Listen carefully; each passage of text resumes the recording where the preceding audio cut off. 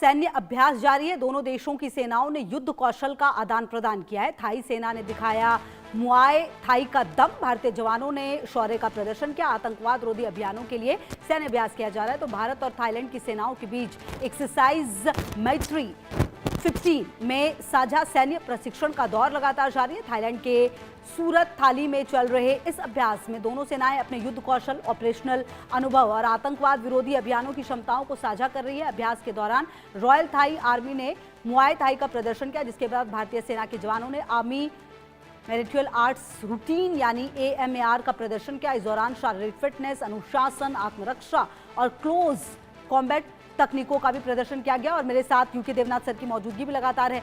UK Debnath sir, ये जो इस तरह के मिशन होते हैं ये काफी महत्वपूर्ण होते हैं। अभी आने वाले दिनों में US आर्मी के साथ भी होना है भारत का एक मिशन इसी तरीके का, LOC पर, LAC पर, उस जगह को ध्यान में रखा गया है। अब अगर इस तरह के जो संबंध होते हैं, जब इस तरह से सेनाएं एक साथ प्रदर्शन करती हैं, एक साथ कोशिशें करती हैं, एक दूसरे की तकनीक को समझती है, ये कितना महत्वपूर्ण हो जाता है खास करके आजकल के वक्त में, आजकल के समय में। जी हाँ खुशबू जी, होता यह है कि हर देश कोशिश करता है कि अपनी फौज को बेहतरीन ट्रेनिंग दे। फौज को बेहतरीन ट्रेनिंग देने के लिए सबसे हाईएस्ट लेवल देश के अंदर यही है कि अलग अलग देश के अंदर अलग अलग कमांड लेवल एक्सरसाइज होती हैं। ईस्टर्न कमांड का मुकाबला करा देते हैं वेस्टर्न कमांड से, नॉर्दर्न कमांड का मुकाबला करा देते हैं सदर्न कमांड से। लेकिन इससे जो टैक्टिक्स हैं, खासतौर से इक्विपमेंट को किस तरह से इस्तेमाल करना है, उसको सिर्फ एक हद तक ही सोल्जर्स और ऑफिसर सीख पाते हैं।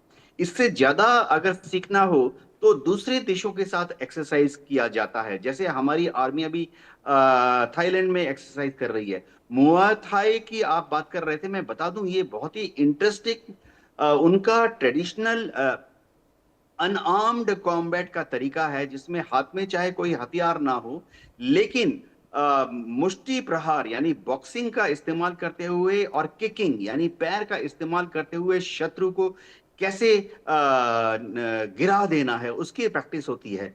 इसी तरह से अभी अमेरिकन आर्मी के साथ जो हमारी प्रैक्टिस है, उसमें उभय पक्ष एक दूसरे के साथ टेक्निकल आदान प्रदान भी करती है। ये बता दूं कि आजकल जैसे जब अमेरिका की फौज और इंडियन फौज एक साथ काम करती है तो ड्रोन का इस्तेमाल होता है, वायरलेस तकनीक का इस्तेमाल होता है, जैमर्स का इस्तेमाल होता है। सबसे बड़ी बात है कि प्रैक्टिस की जाती है कि अगर दुश्मन केमिकल वॉरफेयर या न्यूक्लियर वॉरफेयर का इस्तेमाल कर रहा है तो दुश्मन के पॉइजनस केमिकल से कैसे बचाया जाए अपने आप को। तो US आर्मी कई चीजें भारत की आर्मी से सीखती है और हमारी आर्मी जो है कई चीजें अमेरिका की आर्मी से सीखती हैं।